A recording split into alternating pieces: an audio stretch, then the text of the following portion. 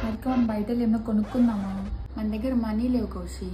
ఇది ఉంది కదా హారిక, అమ్మకి తెలిసి చంపేస్తుంది. అమ్మ ఇప్పుడు అలా లోపలికి రాదు కదా, చిన్నగా తీసేయి. నీకు నెయిల్స్ ఉన్నాయి కదా. సరే ఏదో చేసి తీసేద్దాం.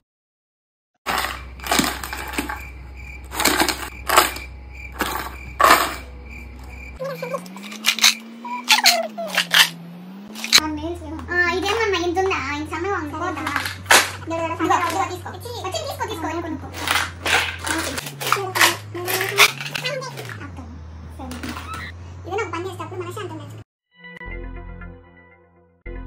One eternity later.